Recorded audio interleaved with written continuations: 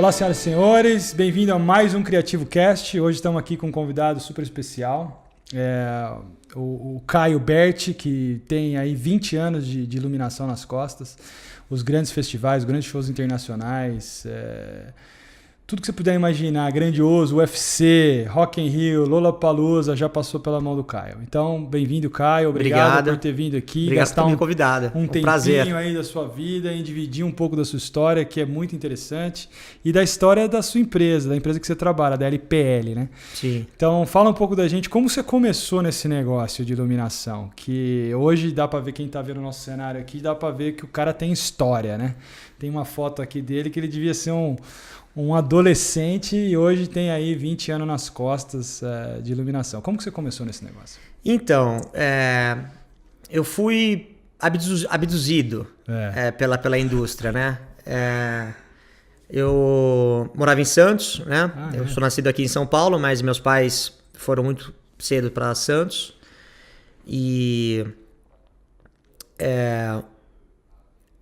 o primeiro contato que eu tive de verdade foi com um festival de verão que, no caso, a Lucifer, que era antigo o nome da LPL, se chamava Lucifer, ela ficou 3 meses na cidade de Santos promovendo todos os shows que aconteciam sexta, sábado e domingo. Sim. E eu, com 13 anos... tive o primeiro contato, assim, da montagem e do backstage e de ajudar, assim, os técnicos que estavam lá da Lucifer. O meu tio era um dos light designers, né, do festival. Passou por lá no começo e depois deixou lá pra equipe lá tocar os 3 meses. Uhum. E eu morava 5 quadras de distância do palco. Obviamente que eu fiquei ali o verão inteiro... babando o ovo ali do pessoal e me prontificando a ajudar da forma que fosse, e aprendi muito, e de certa forma trabalhei já. Claro. Bem mambembe, era uma criança ali, mas vivenciei esse backstage. Eram outras épocas, né? O profissionalismo dentro do nosso ramo era muito diferente. Com e tal. Certeza. Então, que foi meu primeiro contato. A partir dali, eu comecei toda oportunidade que eu podia estar junto desse mundo, eu estava. Foi criada uma balada para jovens mesmo, lá no Hotel Casagrande, no Guarujá, chamada Cabral, que era do Luciano Huck, do Benjamin. Famosa na nossa época, e era o lugar para ir. E mais uma vez a Lucifer se fez presente lá. Entendi. E mais uma vez, estava lá eu todo final de semana. Legal. Então foi muito natural. Em determinado momento, numa viagem que eu fiz, exatamente numas férias escolares, com meu tio, com o Césio, que ele era iluminador do Milton Nascimento, era um festival de música em Campos do Jordão, e nesse trajeto eu subi, né, vim para São Paulo, de um trajeto de São Paulo até Campos do Jordão, a gente foi conversando muito a respeito, e eu falei da minha intenção de fazer um intercâmbio. E ele falou, porra, Caio, eu sou super a favor, tal. Meus pais estavam com uma situação financeira meio complicada na época. Ele falou, porra, se você for, eu pago a passagem. E de volta tá comigo. Garantido. Dá garantido, e seus pais vão para cima do curso, tal, e dão um jeito. E assim foi. Eu fui, morei nos Estados Unidos. Isso já tava com 15, 16 anos. Voltei. Que legal. E quando eu voltei... aí sim, meus pais estavam realmente ruins. Entendi. E de grana e tudo. E eu tava com 16 anos, tinha acabado de completar 17 anos em outubro. Em novembro eu pedi trabalho, literalmente, pro meu tio. Eu falei, porra... eu preciso trabalhar. Preciso trabalhar. Passei na faculdade de São Paulo, não tenho onde ficar. E tem como você me ajudar nesse momento? E ele realmente... abriu as portas. Que legal. Eu entrei na Very Light. Então, aos 17 anos, Mas a Very Light não era dele, ou era dele? Então, a Very Light, naquela época, isso foi em 98, não, 97. Em 97. Ela tinha era uma franchise, né, no mundo. Ela não vendia os aparelhos para ninguém. Ela locava? Ela locava. Como se fosse uma Panavision, assim. O cara não compra Panavision, só loca. Só loca. Então, no mundo inteiro tinha Very Light, tinha na Argentina, tinha no Brasil através da LPL, tinha no, sei lá, na Rússia, no Japão, não sei o quê, mas era da Very Light, né, os aparelhos. E quem gerenciava a Very Light no Brasil na época era o Danny Nolan. Obviamente que o Very Light Brasil era um braço da LPL. E eu era o setor gringo da empresa, eu tinha acabado de voltar dos Estados Unidos, estava com o meu inglês muito afiado. Encaixou. Que legal. Então, oportuno, né? Foi ali que eu comecei, de verdade. Foi oportuno, mas literalmente como um assistente de depósito, assim, né? Mas isso é interessante, começou de baixo, né? Total. Ou seja, para chegar onde você chegou hoje, você comeu muita grana. Não, e eu, de certa forma, eu agradeço muito ao meu tio por ele ter sido um cara com total discernimento, assim, ele investiu na minha pessoa como para criar realmente uma carreira sólida, né? Não teve shortcuts, assim. Foi muito pelo contrário, né? Por você ser o sobrinho do homem, você tem que começar mais difícil. Você carrega mais caminhão, você bate mais carga. Eu tenho uma história parecida, mas no mundo do vídeo. Porque eu, quando era muito jovem, meu pai já tinha produtora de vídeo. Então eu comecei como operador de VT. Você puxou cabo até você chega. Muito cabo. Né? E operador de VT, pra quem não sabe, hoje é muito moderno as coisas, cartãozinho que vai. Mas na época tinha um cara que só cuidava da fita. Ter certeza que a fita tá rodando, que tá modulando o áudio. Um puta de um negócio desse tamanho, as fitas eram desse tamanho, uma TIC. Então é o mesmo caminho. Eu, por ser filho do dono, a mesma coisa. Tem que começar de baixo. E é engraçado que a minha história também é muito similar à sua, porque eu também com 14, 15 anos fui estudar fora. Meteu o pé. Isso muda, né? Você volta diferente, é uma independência. Eu fui fazer colegial primeiro, antes de eu me formar. Depois eu voltei lá pra fazer faculdade. Mas nessa época eu fui fazer colegial. Eu fiz acho que segundo colegial, se eu não me engano. Que eu fui na mesma pegada que você. Eu precisava de um ar diferente, precisava uma formação lá, eu precisava aprender inglês. Sim. E eu cheguei lá e não falava nada. Quer dizer, eu fiz esses cursinhos aqui no Brasil, né? É muito parecido mesmo. Cheguei lá, um choque. Tipo assim, eu não falo, quando eu cheguei lá, que eu cheguei à conclusão de que eu não sabia nada. Sim. E aí você aprende porque você precisa. É uma questão de necessidade. Você precisa se comunicar. Tô com fome, tô com sede, tô com sono. E você aprende se virando. E lá não tinha gente que eu podia falar português. O que é muito bom, né? O que é ótimo. Isso me forçou, porque um pouco antes eu tinha ido, acho que eu fiquei 2 meses em Nova York fazendo curso de inglês. Mas eu tava no dormitório só com brasileiros. Você não aprende nada, né? Não aprendi nada. Foi uma diversão, mas para aprendizado... Não, eu sou muito grato. Eu tive a felicidade de, há 2 anos atrás, eu fui fazer uma visita, um pré-light lá em Atlanta, pro Tomorrowland. A primeira vez que o Tomorrowland ia vir... Não, há 4 anos atrás. E eu fui lá fazer esse insight ali, né? E eu consegui visitar a minha família que tinha me recebido aos 15, 16 anos. Então, passando quase 17 anos. Mas foi em Atlanta? Não, eu fiquei no Alabama. No Alabama. Nossa, mas ali pertinho, daí umas 4, 5 horas. Você falar que ficar no Alabama, que não é um lugar muito normal das pessoas estudar, né? O que foi muito bom. Eu era o único brasileiro da cidade. Depois de 6 meses... Não era nem da escola, da cidade. Da cidade. Depois de 6 meses veio mais uma menina de intercâmbio. Mas muito, muito bem recebido, eu não tenho o que reclamar. E o engraçado é o seguinte, a família que me recebeu lá, eu tô falando isso de 90 e bolinha também... Eu tenho contato quase que mensal com eles. Nascem meus filhos, eles estão aqui no Brasil. Quando eu casei, eles vieram para o Brasil. Nós estamos falando, eu estou com 40 agora, nós estamos falando de uma história de 25 anos atrás. E as pessoas são como... Ela me chama de filho até hoje, chama de mãe, porque virou host mother, que eles chamam lá, né? Sim. Então, é muito engraçado isso, porque afinidade, eu não tenho nada de sangue com eles e ela me dá bronca até hoje, com 40 anos de idade. Que bom, né? Que bom. E é uma troca, né? Eu acho que do mesmo jeito que a gente recebe muito, a gente também dá pra eles, né? E ela vem muito pra cá, inclusive ela vem agora no final do ano e adora vir pro Brasil, porque é paparicada pra cacete. Que bom. Mas é legal esses elos, né? A primeira vez que eu fui lá, eu fiquei fazendo curso de inglês, eu fui num casal muito velhinho. Eu acho que eles nem vivos estão mais. Então esse eu perdi um pouco do contato.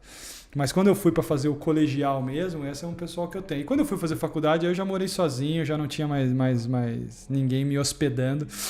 Que aí eu fui para fazer full sail, que aí já era mais profissionalizante. Eu tava fazendo PUC aqui, cheguei à conclusão que PUC eu tava perdendo meu tempo. eu tava mais no bar da esquina com os amigos, jogando truco, tomando cerveja, do que realmente adquirindo conhecimento. Foi a hora que deu um estalo que eu falei, não, eu vou ser mais um dessa maneira, eu preciso picar mula. E aí eu tranquei minha faculdade, trancada até hoje, eu não terminei publicidade no Brasil, e fui pegar uma graduação lá fora. Isso abriu o horizonte assim, né? Que deve ter acontecido com você também, né? Sim. Ou seja, você sai disso e aí as suas opções acabam exponencialmente aumentando. E hoje eu vivo do inglês. Hoje nem muito porque eu estou mais no Brasil, mas como eu fiz 12 anos de turnê em 64 países, eu não seria absolutamente nada e ninguém se não fosse essa experiência que foi o que você fez com 15 anos, que você falou, quero ir pra faculdade. Se a gente não tivesse... E tem que ter culhão. Tem que falar, jogar tudo pro ar, porque você tem a namoradinha do momento, você já tá enraizado no país. Muito amigo meu não queria ir. Eu também concordo que o mundo globalizado atualmente, do jeito que tá, é uma necessidade do cara sair fora um pouco. Eu acredito. Na nossa época, na minha época também, foi uma escolha. Foi uma escolha. E eu também, de certa forma, fiz uma escolha também de ter uma experiência internacionais. Mas hoje em dia é uma necessidade porque é verdade. E você uma tem que ter algo a mais, né? Eu acho. O algo a mais hoje em dia você não vai aprender nos livros, você não vai aprender, você vai aprender vivendo. Fazendo, eu acredito nisso. Se expondo, né?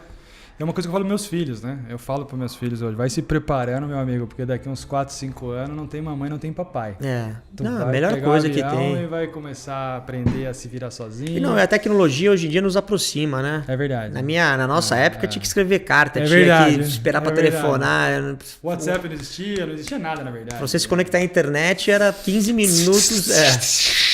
Buscando linha, né?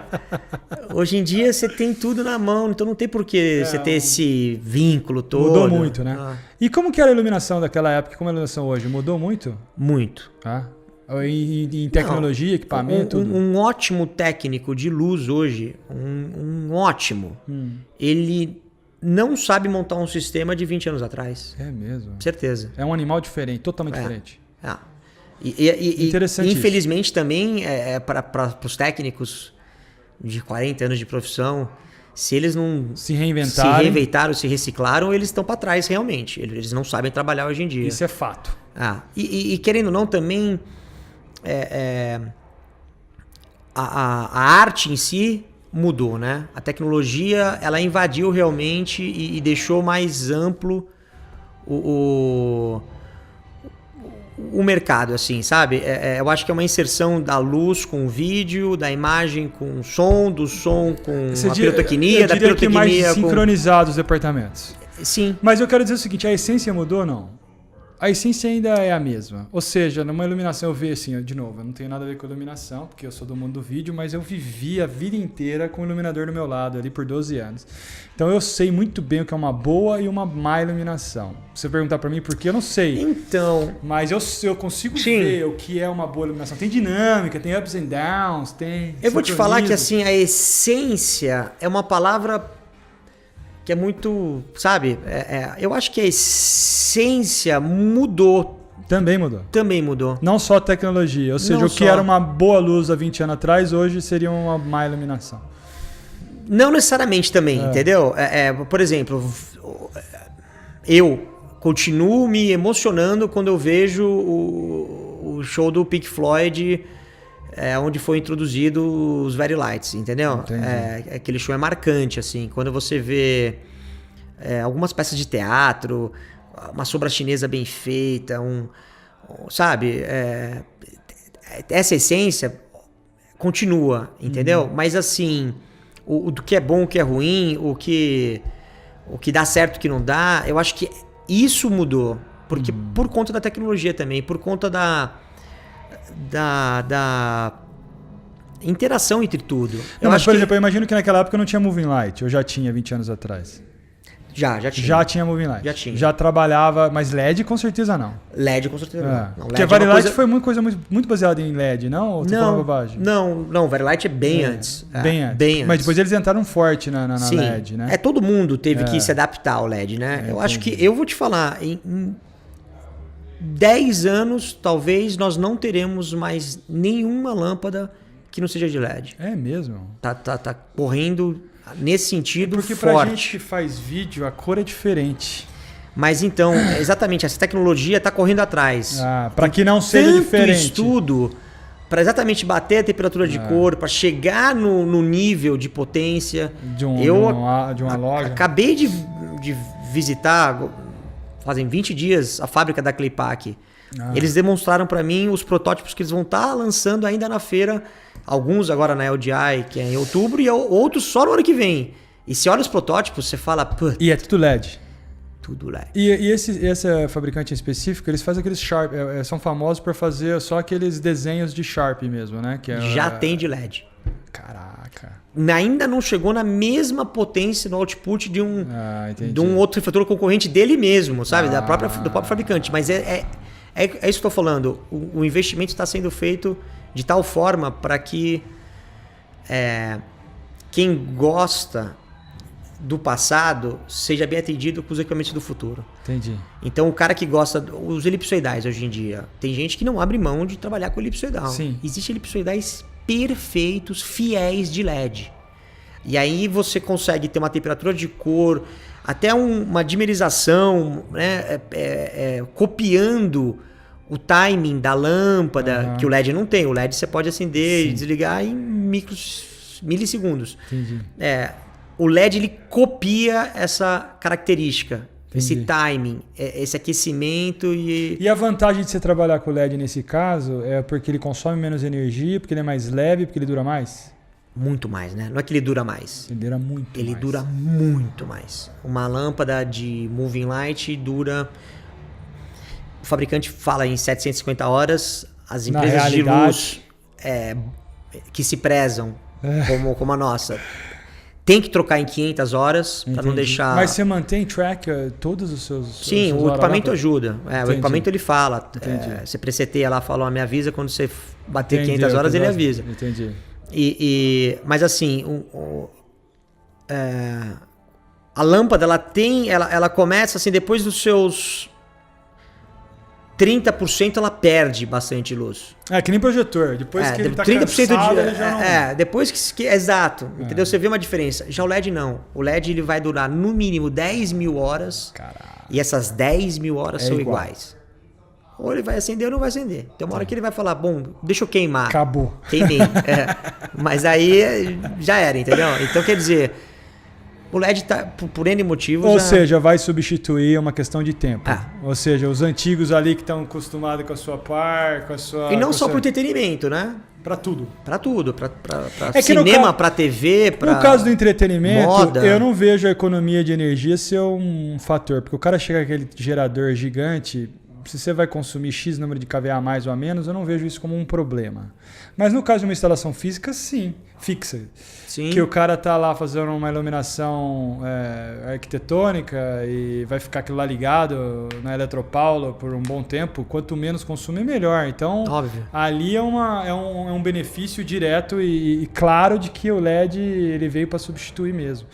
E que você estava falando das empresas que se prezem, eu tenho até um elogio para fazer para a sua empresa. Eu trabalhei como cliente da sua empresa há um tempo e eu tinha um backlight no artista que eu era chato. Pensa num cara chato.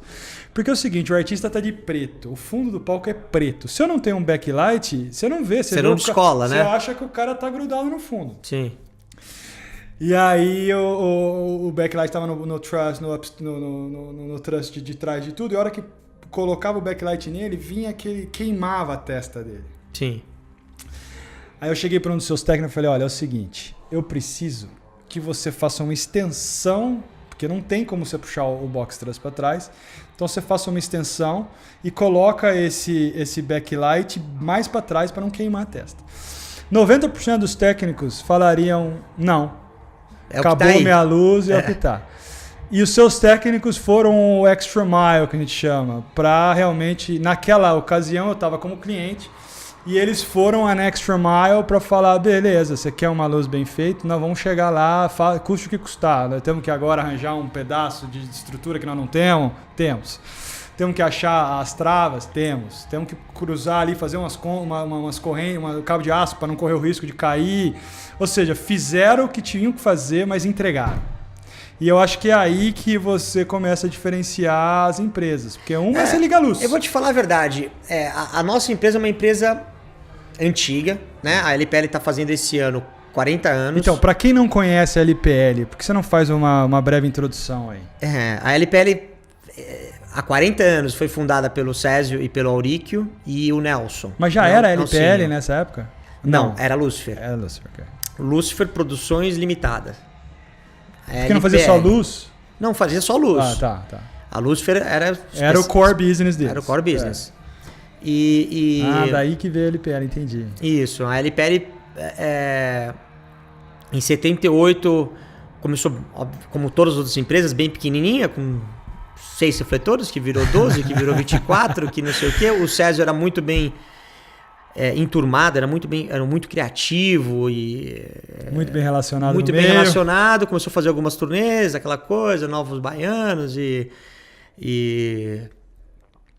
Cor do Som e Caetano, isso e aquilo, não sei o quê, e foi crescendo, foi tomando forma e para uma empresa já assim no final dos anos 80, vamos lá, 10 anos depois, já era uma empresa sólida.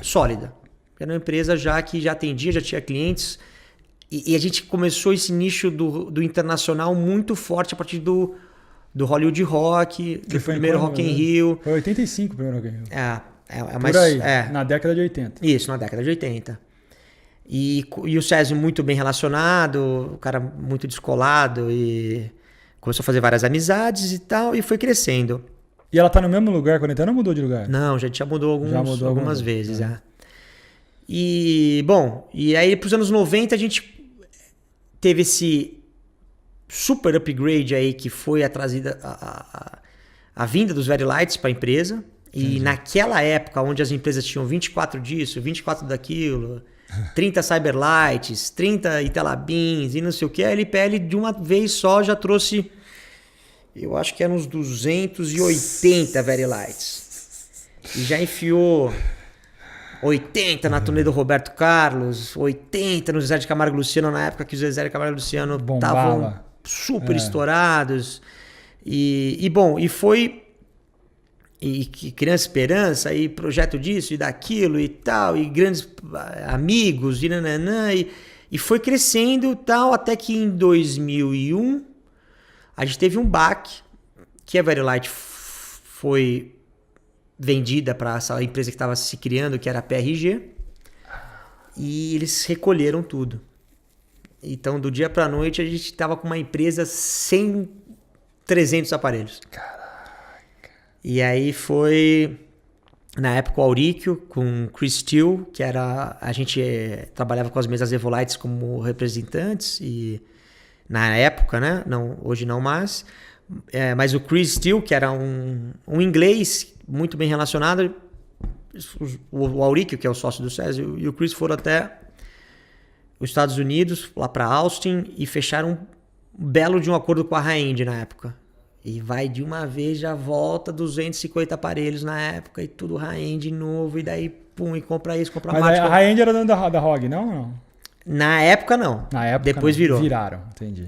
Bom, e resumindo, e a partir daí, a empresa começou a tomar um outro nicho, assim. A empresa começou a se profissionalizar cada vez mais, foi crescendo, e eu acho que assim, 2007 foi o ano onde eu, o Rafael Auríquio e o Bruno Lima, que já trabalhávamos com a empresa fazendo diversas funções, como light designers, como comercial um pouco, e administrando o dia a dia da empresa, né? Vendo a equipe, vendo equipamento, e vendo transporte, logística, e tentando capacitar as pessoas, e tentando identificar as pessoas e gerir, porque a gente estava já gerindo a empresa. O Césio teve uma grande tacada, e o Auríquio bancou, de nos oferecer pequenas porcentagens da empresa, de uma maneira que a gente conseguisse vislumbrar um dia ser sócio e tal, e aí de pequenas porcentagens, isso, aí a gente acabou fazendo um business plan, onde a gente, hoje em dia, somos sócios em divisões iguais, igualitárias, 20%, somos 5 sócios. Que legal. E a gente acabou pagando para eles, para os fundadores, com o próprio crescimento da empresa. Show, a hein? empresa de 2007 para hoje, ela deve ter quadruplicado. Em 10 anos. 2007 para 2016, 11 anos. 11 anos. Caraca. Sim. Respeitável. Ou seja, vocês fizeram um trabalho em time ali respeitável, porque não é todo mundo que quadriplica em uma década. A gente acabou... Exato. A empresa foi tomando uma forma muito peculiar. É uma empresa que é o que eu queria falar da diferença das empresas de hoje em dia, que é uma empresa onde os donos são iluminadores. Isso é ótimo. Todo mundo começou como iluminador, como técnico, como... a nossa paixão é a luz, assim, e não... Inclusive é o slogan da sua empresa, né? E é mesmo. Então, assim, nós somos os loucos por luz. O LPL também significa muito isso, assim. A gente vê que tem os concorrentes hoje em dia que eles entenderam que sair do mercado financeiro e vir para o entretenimento faz sentido para eles, porque às vezes já não tem já estão querendo buscar algo diferente. Mas eu diria que esse nosso ramo ele é meio glamuroso, né? Você se coloca em alguns lugares, né? Por fora. Para quem vê de fora... por fora. Para quem vê de fora, o cara acha que a gente está... Então, e o cara vê números e vê isso e vê aquilo... A gente não, a gente vê a luz em si, a gente vê a arte, a gente vê a cena. Você tem algum concorrente que vem de 40 anos para cá? O último concorrente foi vendido. Que era o Aurolights, né? Era um concorrente, mas era uma pessoa cujo qual a gente tem profunda admiração e respeito, e como isso não, é legal, né? Isso é legal. Ele tinha até, acho que a empresa dele era até mais antiga que a LPL. Entendi. E é um caso de sucesso, né? Total. Para o cara ser um empreendedor no Brasil, tem que tirar o chapéu. Guerreiro. Não interessa se ele é concorrente ou não, ele é um guerreiro. Eu acho que é o seguinte, mesmo na época que a Aurolights existia, a nossa empresa ela é focada em iluminação.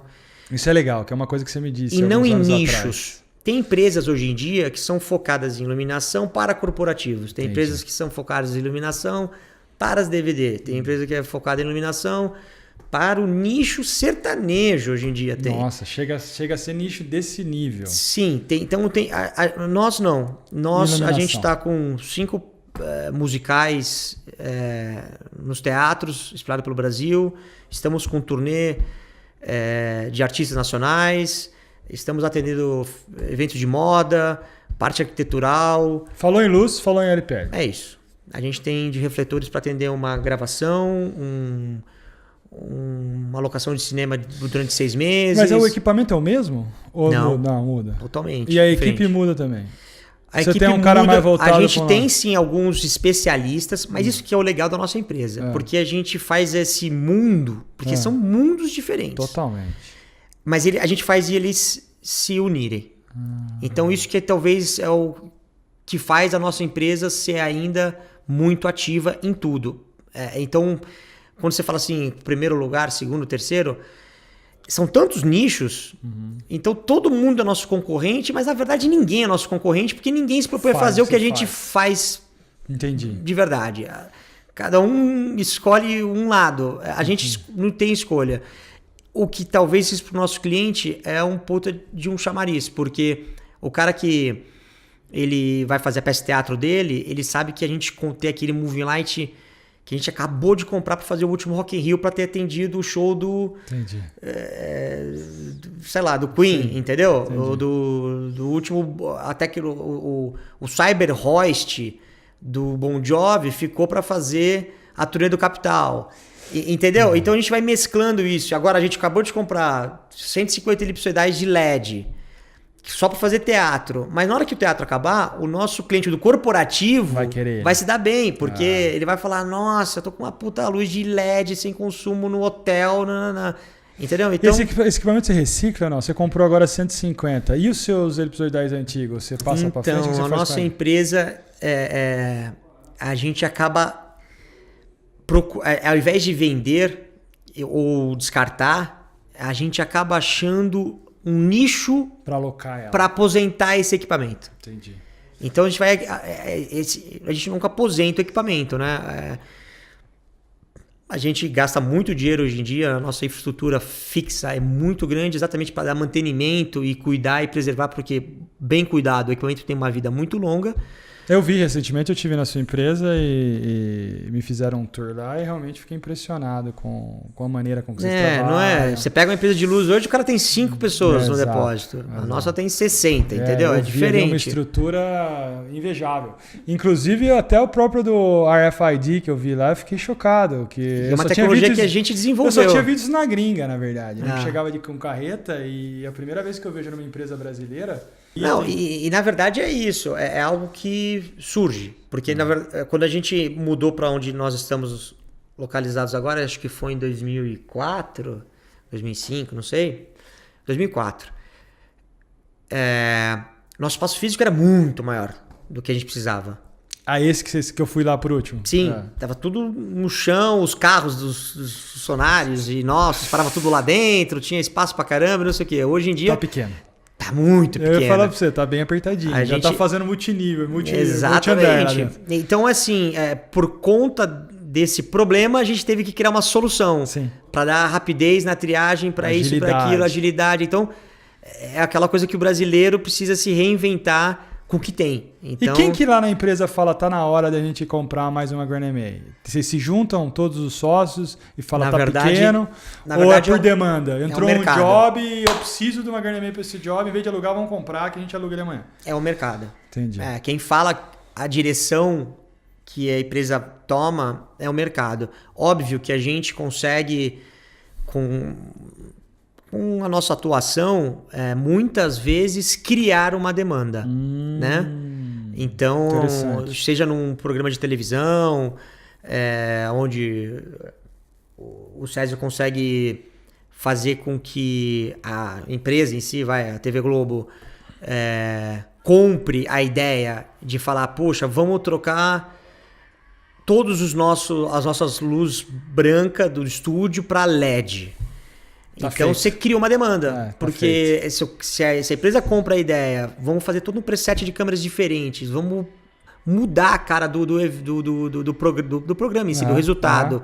Vamos confiar que vai dar certo em LED, não vai dar flicker free, não vai bater nada e tá tudo certo. Porque o LED tinha esse problema de flicker, né? Tinha. A gente foi atrás exatamente dessas soluções e tal, e na hora que a gente achou e fala, bom, é com isso daqui, pronto. Né? Nesse momento a gente criou uma demanda, aí é onde vem os novos equipamentos. Excelente, excelente. E hoje a quantidade de equipamentos que vocês têm é muito respeitável. Você consegue atender hoje, seja do gringo ou do... Se o cara tiver um showzinho pequeno, ele pode ser cliente da LPL também. Com certeza. Não precisa ser na verdade, não precisa ser o que a gente mais faz é apoiar e investir no pequeno. A gente tem um total senso de responsabilidade. Se nós, como uma empresa de 40 anos, que sim, temos uma história bonita e, querendo ou não, uma admiração e respeito do mercado como em si, é o nosso dever apoiar fomentar o nosso ramo, o nosso treinamento. Então, seja para uma palestra, seja para um show especial, sabe? A banda XPTO vai fazer um showzinho que é da vida deles lá na Casa Áudio, onde a gente atende, tem uma puta parceria, não sei o quê. Pô, como não ajudar, entendeu? Então, assim, é nossa obrigação. Então, óbvio, a empresa necessita dos eventos especiais e do core business que a gente girar, né? Senão você não paga a estrutura. Mas Essas coisas... E como funciona o processo da criação lá? Ou seja, o cara chega com uma banda, seja pequena ou grande, ele chega com você, manda um mapa pronto, ou vocês chegam a participar do processo criativo da montagem do rider? Tem caso e caso, imagina. Todos os casos. Tá. Por exemplo, os shows internacionais já vêm prontos. Chegam pronto. É um rider. Você tem que cumprir aquilo lá. A gente tem que cumprir aquilo e às vezes dar soluções, porque também é assim, fisicamente... Ver o Dead Mouse 5 no Lollapalooza de 2000 e... sei lá, segundo Lollapalooza que teve. 2012. 2012, o teto dele pesava 60 toneladas. Na época não tinha comportava. As grandes empresas estruturais que tem no nosso mercado naquela época não tinham um palco de 60 toneladas. Como é que você faz? Então você tem que... Aí é onde você, junto com o diretor técnico... E com a nossa bagagem, expertise, você vai sugerindo, vai falando e vai dizendo, aqui tem que fazer isso, aqui tem que fazer aquilo, por que a gente não mete isso aqui na... Então, mas o que eu tô curioso, acho que essa pergunta foi atrás, eu quero saber quando o cara vai lá e se abre o Easy Wig pra ele e ele consegue fazer o show dele antes do show dele acontecer. Aí é muito legal. A gente teve esse momento exatamente há 2 meses atrás, que na nova turnê do Capital Inicial, literalmente a gente fez em 10 mãos, né? Eu, particularmente, não estava presente nesse projeto, mas foi feito pelo Césio Lima, pelo Serginho Almeida, pelo Dinho, pelo Binho, que é o produtor. Todo mundo, quando entrou na jogada criativa. Entrou, comprou a ideia. Pô, vamos fazer isso, vamos fazer aquilo. Nesse momento é menos, nesse momento é mais. E nessa hora vamos voltar para 1980. E nessa hora vamos lá para frente. Então, mas conta como que é esse processo aí. Você junta todo mundo na LPL e fala, vem cá. E aí você põe lá a GrandMA, sincroniza o som e vai ouvindo o som e vai criando? Ou como que é o processo criativo? Não, o processo criativo é assim. A gente tem que ser, primeiro, responsável. Certo. Porque não adianta a gente fazer algo que não vai funcionar. Certo. Então tem que ser uma coisa assim, eu vou falar exatamente de uma turnê brasileira como foi a do Capital. Certo. Esse processo criativo é assim, a gente sabe qual que é o público, sabe quais são os lugares que eles tocam, sabe as condições que existem na estrada, de palcos, isso e aquilo. Aí a gente tem um target financeiro também que tem que ser viável. Certo. Aí nisso a gente vai para cima. Não adianta querer colocar 400 moving que não vai nem pagar nem suportar. Exato. Então a gente foi para cima de uma parceria com a Harman. A Harman subsidiou uma parte e veio daqui a LPL. Porra, tem com o Capital, acho que quase 20 anos de parceria, de amizade, entendeu? É uma vida. É uma vida. A gente vê... como parte da nossa família ali. Legal. Então tem isso também da gente querer voltar um pouco a raiz e fazer direito. Legal. Né, viver essa parceria assim assado. Então quando tudo isso é visto e analisado com calma, aí a gente começa a parte criativa. Poxa, o que eu tô querendo fazer? O que eu vi que gostou? Porra, isso aqui do Nine Inch Nails é demais. Pô, o Queen usou um negócio que é super legal. Pô, vão pegando inspirações de outros que já existem. Porra, que nem o Rammstein fez aquilo lá, pô, não sei o que, tem essa tecnologia, tem isso, tem aquilo. Então, nisso a gente vai e vem um sketch. Desse sketch, a gente joga nos nossos programas de visualização. E vê se o resultado vai ser legal. Pô, faltou um pouquinho aqui, faltou um negócio ali e tal, arruma. A partir dali, quando já tá pronto, a gente apresenta. Porque dá, entendeu? Não dá margem para sair muito do foco. Se você for construir a sua própria casa, ela vai sair torta. Sim, mais fácil você falar pro empreiteiro, pro engenheiro e falar assim, olha, a minha casa eu quero desse jeito. Exato. Ele, na hora que ele já vir com o projeto feito...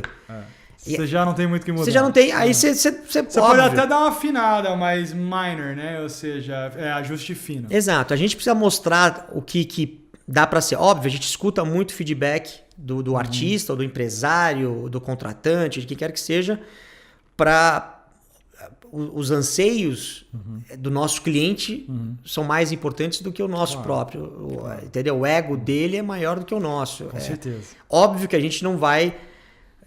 a gente não pode, sendo a empresa que nós somos, assinar embaixo de tudo. Claro. Então tem coisas que a gente fala, não, aqui isso não, isso dá. Não, isso aqui não vou fazer. Mas você vai ponderando. Exato, mas ainda mais com um cliente que é amigo, que o papo é reto, que não tem vírgula, fácil. É muito mais fácil. E deu o resultado que deu, porque eu fui pra ver o show, fiquei literalmente emocionado pelo resultado. Eu quero ver, quando vai ter de novo? Eu quero ver. Agora... Eu quero ver, agora você me deixou com água na boca.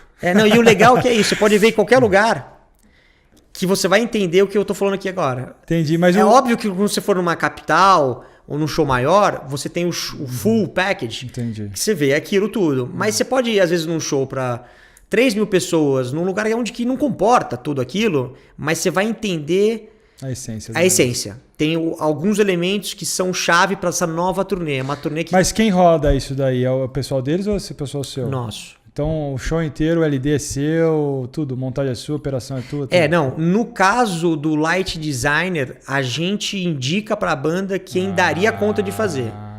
Então, nessa turnê caso. em si, a gente falou, olha, quem fez toda parte do processo criativo e tal, não sei o que, foi o Sérgio, o Serginho. Tá aqui o número dele. Entendi. Contrate-o. Entendi. Você indica porque também se você for colocar LD em todo o show, você teria que ter uma qualidade de LD violenta. Não, e também o nosso ramo, ele é embasado em leis que são feitas para todo mundo, menos para o nosso ramo. Como assim? De cara haveria bitributação. Entendi. E a gente não... o macro da nossa empresa é locação de equipamentos. Entendi. Entendeu? A gente... E não gestão de pessoas. E não gestão de pessoas. Entendi. É assim, a gente tem os equipamentos, a gente fornece para os melhores projetos e turnês e não sei o quê. Agora, o artista em si... Às vezes tem uma ligação direta com o profissional, com o light designer. Eu passei por isso e vi alguns exemplos disso. No seu processo criativo hoje, o vídeo já está começando a ser integrado, não tá? Sim. Ou seja, antigamente você só tinha que pensar nos seus dimmers, nas suas luzes. Agora você tem que pensar no conteúdo que está sendo disparado junto com a luz e a harmonia de cores do conteúdo tem que bater com a harmonia de cores da luz. Ou seja, está aumentando o seu leque aí de elementos que você tem que se preocupar dentro no seu modelo de programação. Sim. E eu vi recentemente que até corte de câmera já as mesas estão fazendo. Né? Quem falou isso para mim? Não, acho que foi alguém da sua equipe lá. Falou esse final de semana que a gente foi fazer um show lá no Allianz. Alguém falou para mim que no futuro até a minha posição, entre aspas, já está jogando na mão do iluminador. Eu acho que de um tempo para cá, essa curva se distanciou muito. Uhum. Então a luz tomou uma vertente e a imagem, conteúdo, vídeo tomou outra. Uhum. Em algum momento, realmente, foi dado talvez muito mais ênfase pro LED, pro painel, pra imagem, pro resultado e não sei o quê. E hoje em dia, eu acho que vão voltar a andar junto. tá andando de mão dada, lado a lado. Eu acho que tem que andar de mão lado. Porque a gente, eu também. A gente, entre aspas, o vídeo só tem como ficar um bom vídeo se a iluminação for bem feita e vice-versa. Sim. Ou seja, se eu tiver um conteúdo crap nas telas, por mais que você tenha uma iluminação incrível, o look dele vai ser crap. Exato. Eu acredito que essa interação, eu acho que vai fazer com que, sim, os profissionais tenham que, de novo, se reciclar e reaprender, cada um entrar sair da sua zona de conforto, mas eu vejo, sim, essa tecnologia estando muito mais fácil, entendeu? E acessível. Quando você fala fácil, quer dizer o que exatamente?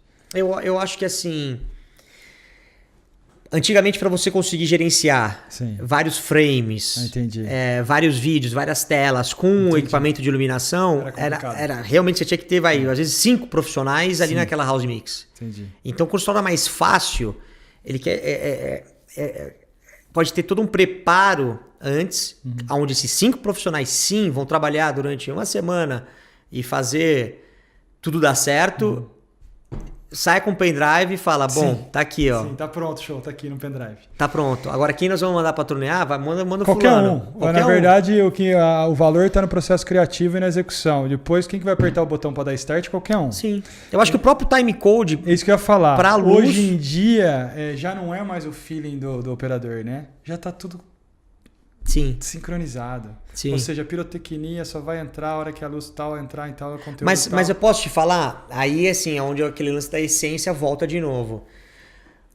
Você vê hoje em dia shows com timecode onde o iluminador, que tem uma essência talvez mais antiga, ele preza muito numa troca de cor suave. Sim. Ele preza muito em tempo para fade in, tempo para fade out. Ele preza muito em seguir o refrão e o coro, e não o beat da música. Aonde você pega iluminadores mais jovens que gostam do beat. A cada... Pronto, exato. O cara tá seguindo ali a caixa, ele não tá seguindo a guitarra. Na verdade, agora a gente consegue até programar o próprio computador pra saber a hora que bate na caixa e eu disparar um dimmer baseado na caixa. Sim, seja... não, então quer dizer... Mas aí que tá... A ferramenta tá disponível. Você usa da maneira que você quiser. Entendi. E eu, nesse quesito, por exemplo, eu sempre tive... No começo, muitas críticas ao timecode. É mesmo. Eu me lembro que a primeira vez que eu usei timecode, tem um super programador aqui no Brasil renomado, que é o Paulinho Lebrão. Sim. A gente estava aprendendo junto, na primeira Grammy A1 que a RPL comprou, a como escrever uma trilha timecode e isso faz muito tempo atrás, e como fazer, e como não sei o que. E eu achei legal o resultado, bacana e tal, mas eu saí cheio de críticas. Eu falei, puta, mas quer dizer que... É que nem todo mundo você pode usar o timecode. No artista, por exemplo, que eu trabalhava, seria impossível. Sim. Porque todos os shows são diferentes. Ele no primeiro que o setlist ele nunca segue. Sim. Nunca. 12 anos que eu trabalhei pra ele nunca seguia um setlist da maneira que foi criado. E segundo que para o show, para no meio da música pra fazer aquela piada. Sim. Já era. Não, eu fiz minha última turnê, que eu fui o light designer e viajei em turnê, foi com o Motorhead. Uhum. É impossível. Impossível. Os caras nunca tocam igual. O Leme, ele tocava, além de diferente a mesma música, ele mudava o setlist, ele tinha o espaço, o timing. Tinha hora que acontecia alguma coisa no meio do show, ele voltava. Isso que eu te falo. Então, esses artistas da antiga, que ele controla o show do jeito que ele quiser, de acordo, inclusive, com o feedback que ele está tendo do público, ele encurta ou aumenta o show de acordo com o ego, da energia das pessoas. É impossível você fazer um negócio com esse. Não, e vou te falar... Talvez o corporativo até entendo, mas o live... Não, eu acho que o próprio... É do ser humano. Você não vai acordar bem, dando risada e bom dia pra todo mundo todo dia. Vai ter o dia que você vai estar mais inspirado, menos inspirado. Tem dia que aconteceu alguma coisa com você e te afetou. Então, assim, a música tem muito disso.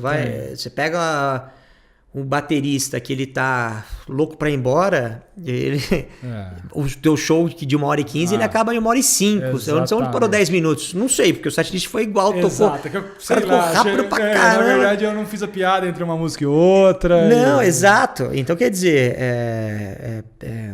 e o iluminador que não se trava no timecode, ele consegue acompanhar isso também. Sim. Entendeu? Ele tá tocando como se fosse um músico, a verdade é essa. Sim. Ou seja, ele é uma parte orgânica dentro da operação que ele precisa performar como músico. Sim.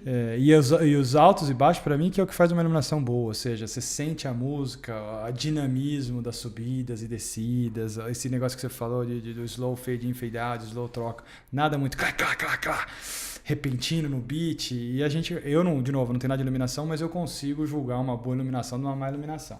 Uma coisa que me irrita, talvez você pode até discordar, não sei, quando o cara põe muita luz no olho da audiência. Isso me deixa louco. Louco. Não, e outra coisa. Eu já cheguei, eu tava num show, uma vez paguei pra ir no show ali no interior, na Red, o nego com esse negócio no meu olho, eu fui lá, falei, pelo amor de Deus, eu não tô fazendo o seu trabalho, mas eu não consigo olhar no palco. Sim. Não, e o que acontece hoje em dia também é um pouquinho Brasil, esse feito Brasil. Né? Isso é uma coisa brasileira. Isso é uma coisa brasileira. Não só brasileira, mas isso é uma coisa de países que, infelizmente, não tem a força econômica como países da Europa ou a América do Norte. Ou Japão, Ásia, né? Hong Kong, sei lá, China. O que acontece é que os iluminadores trabalham com as ferramentas que tem. Entendi. Lá fora, você tem aparelhos que são feitos para iluminar o palco, o artista, o cenário, a cena em si. Você criar a cena e você tem os equipamentos de efeito. Sim. Então o cara vai lá e coloca 60, 80, 100 beams no show do Paul McCartney. Mas você não vê o beam fazendo luz pros músicos. Você vê o beam tirando pra cima e varre a sua cara e faz o tan-tan-tan e marca a música. Sim. Mas ele tem a função de fazer um efeito. Sim. Aqui Luz de não. efeito. Aqui o cara sai em turnê e aí ele sai com uma turnê grande, bacana, com equipamentos de qualidade, com light designer por detrás e tal. Mas na hora que ele chega lá na cidade XPTO, o promotor fala...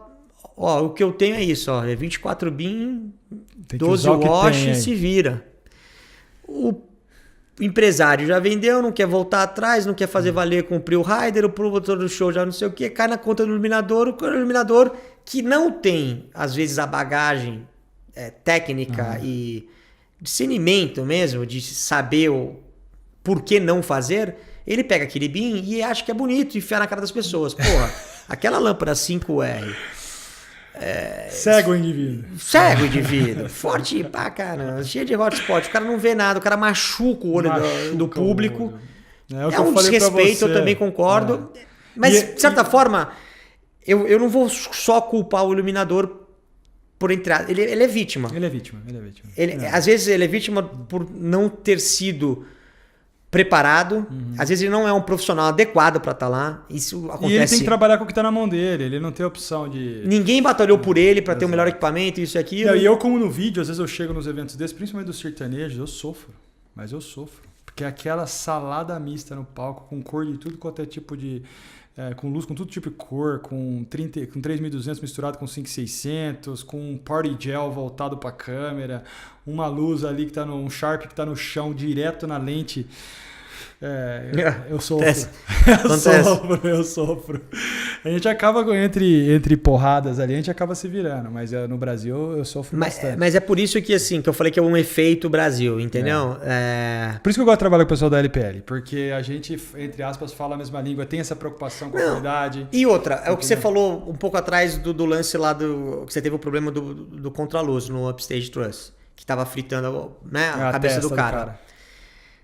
A gente, por migrar de mundos em mundos, de tentar atender o mercado inteiro e de vivenciar essas experiências, a gente sabe da tecnologia de hoje em dia, do resultado, do público e de tudo. E tenta ver uma visão fora também só do nosso espectro. A gente tenta se colocar no lugar do empresário, no lugar do artista, no lugar do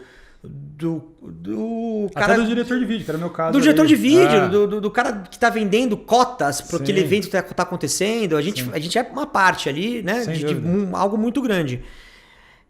Hoje, por exemplo, aí você como vídeo vai talvez concordar comigo ou não, mas um celular mediano hoje tem mais qualidade da melhor câmera de 10 anos atrás. É verdade. É pura verdade. Né? Não, isso é se você pegar a câmera que custava $30 mil há 10 anos atrás e colocar hoje com... celularzinho de 4K hoje. Celularzinho, hoje você tem um... Então, mesmo pro show que não está sendo gravado, mesmo pro show que não é uma DVD, não sei o quê, você tem fácil 3, 5, 50, 100 mil câmeras apontada pro seu artista, pro seu palco. E é isso que vai viralizar no YouTube. E a sua responsabilidade de ter uma imagem. Ali. Exato. Então, acho que e a gente fala isso muito pros nossos técnicos e para quem passa lá, e pros nossos clientes, para todo mundo, que essa preocupação com o vídeo é diária. E até maior, né? É até maior. Porque se você não tem essa preocupação, daqui a pouco, todo o trabalho que você fez... vai por água abaixo. É sua responsabilidade deixar essa fotografia bonita, diz aí. Não, e é diário. Não necessariamente precisa ser oficialmente a gravação no DVD para que a gente tenha esse cuidado com o vídeo, né? Show de bola. E me fala uma coisa, como que as pessoas te acham? Como as pessoas acham a LPL?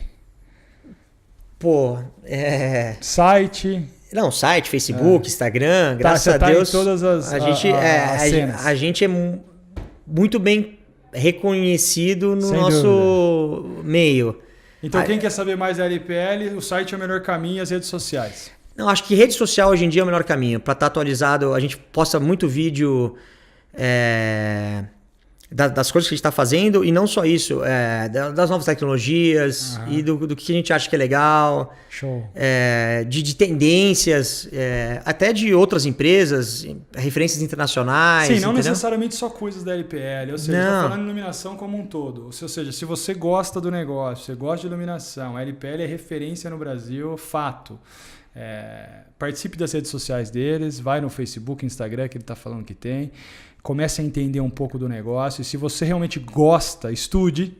Como você viu, o Caio saiu de baixo, mas sempre querendo aprender. Mesmo quando ele não estava trabalhando diretamente, ele estava envolvido no show por curiosidade, porque queria aprender, queria ser melhor. E comece a adquirir conhecimento. Aqui no Brasil tem lugar para o cara aprender. Como é que é? Ele precisa saber falar um pouco de inglês? Como que ele entra no mercado de iluminação hoje? Para o cara que tá vindo do nada, eu falo para ele realmente ter a coragem de investir o tempo dele, a saúde, a força de vontade e se disponibilizar a fazer parte do evento. Entendi. Para aprender lá, fazendo, vendo as pessoas Existe fazer. Sim muitos cursos hoje em dia, muitos cursos online, muitos cursos de mesa. Você tem você pode perder aí fácil, uns 6 meses na internet, 8 horas por dia, mas só nada se como capacitando. tá lá dentro, né? Nada. Essa experiência de vivenciar o dia a dia é muito importante. Eu acho eu concordo. essa é a maneira que eu indico na nossa empresa. A gente acaba tendo muitos profissionais jovens que vêm para a LPL. Legal. E a gente faz eles trilharem passo a passo. O caminho certo e passo a passo. Não tem shortcuts. Não tem como pular e virar um LD do dia para noite. Não Pode tem. estudar na melhor faculdade do planeta. Não tem. Se você não passar por o básico da curva... eu acho que esse processo hoje em dia é muito mais rápido do que antigamente. Antigamente eu fui exposto a tanta aprovação, demorou até conseguir fazer tal, não sei o quê. Hoje em dia acho que nem tanto. Acho que o cara ele consegue, mas ele tem que ter um pouco de base. Eu acredito. Se a base não for legal, e aí uma hora vai desmoronar. Não adianta ele sair numa turnê, pegar uma bandinha do zero, aceitar um cachê ridículo e só fazer por fazer. O importante é isso.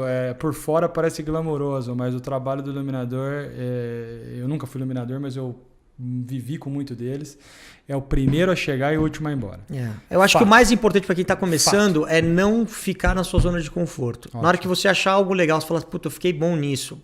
Se propõe a fazer outra coisa. Legal. Se reinventa, porque no final, essa somatória é que vai fazer com que ele se...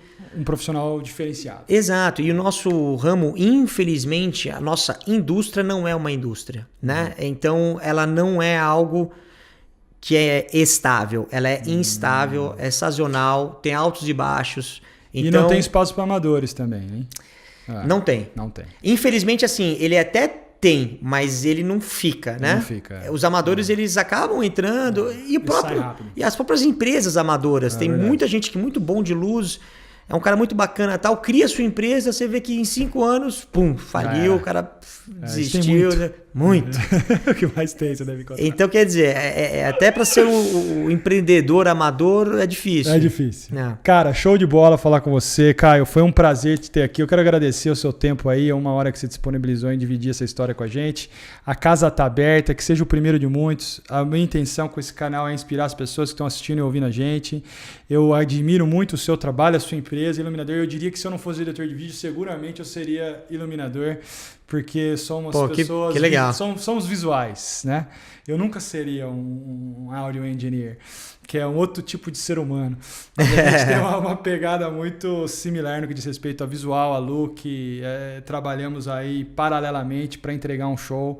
Então eu queria primeiro, obrigado, valeu. Prazer. Valeu mesmo, que seja Conte comigo sempre. Sucesso na LPL, que eu sei que você já tem, mas que tenham muitos e que a gente possa aí falar muito sobre os seus jobs aí no futuro. Que bom. Fico Valeu. 100% à sua disposição. Obrigado, Caio. Valeu.